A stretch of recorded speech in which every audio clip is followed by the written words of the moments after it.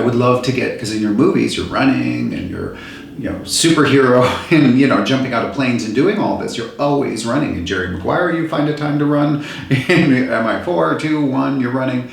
But in pictures, you're always still. So can we find a way to capture that movement?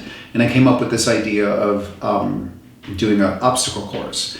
And he was all in. He's like, this guy is just, hell yeah, let's do this. And we went to Malibu and I built an obstacle course coming down the hill, and it had everything from a trampoline and a water thing and a this thing and a that thing.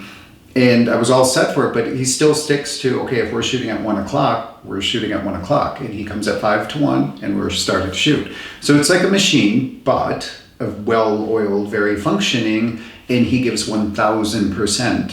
That's why I think he tries to, because he gives everything to it. And so it was like 5 to 1, and I saw him get out of his car and whatever, and my phone rang, and it was my brother calling and saying, my sister just got off a plane in Washington, which I didn't know if it was Washington State, Washington, the other place, DC, whatever, is that a state?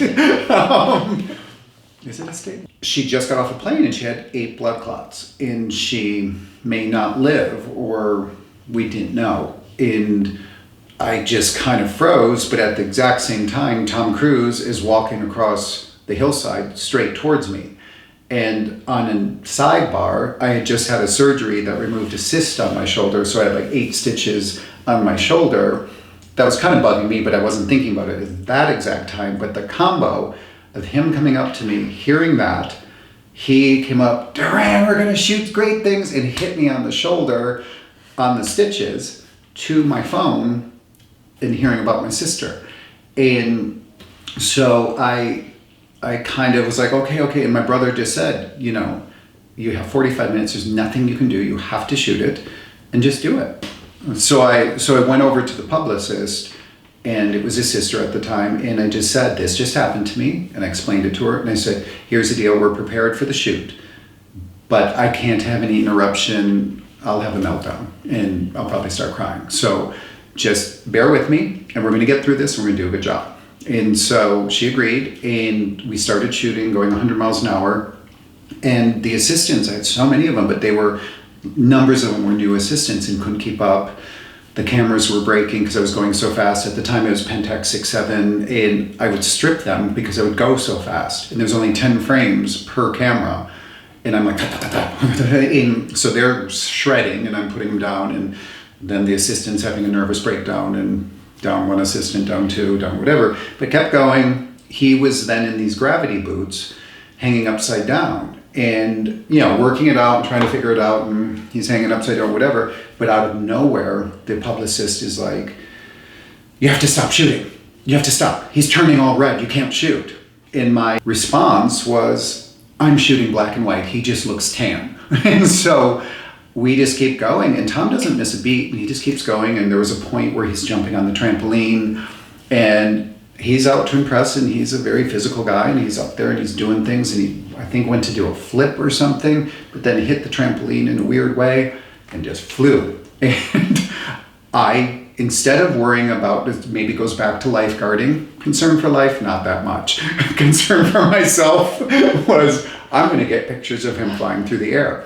And I had an assistant, this really big guy, who literally caught him, but he flew off the trampoline, and he helped him, caught him midair and wrestled to the ground.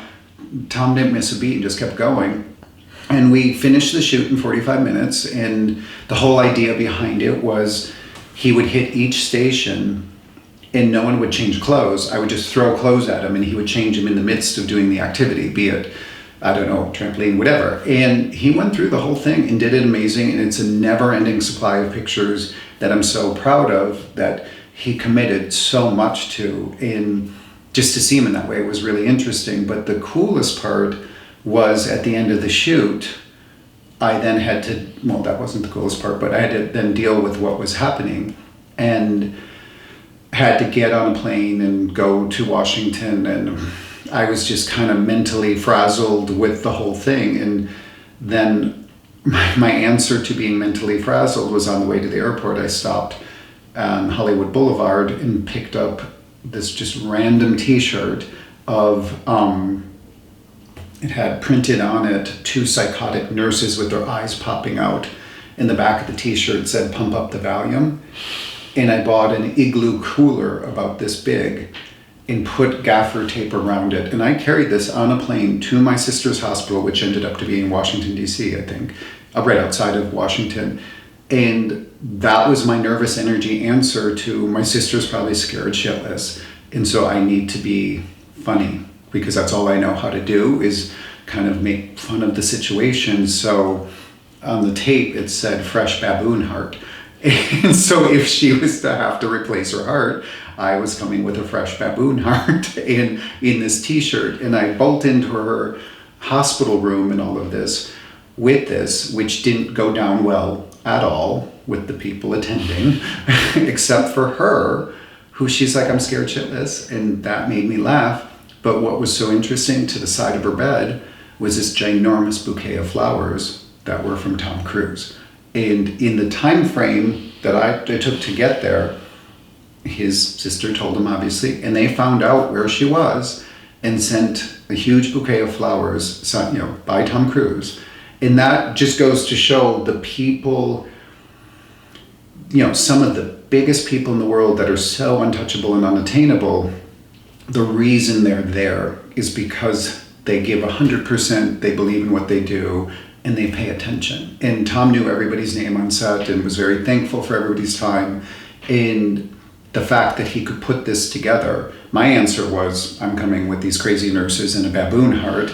He, came with those huge flowers. And I'll never, ever, ever forget that. And in the picture over these years stands the test of time. And it's just interesting. And it was one of those situations. He did something he's never done. And I will always have this story to tell and whatever. And that's the good part about what I do, and it's the biggest actor on the earth at the time, but the most human being. And that's what I got out of that. That's a really great story. I added the baboon thing because I forgot about that.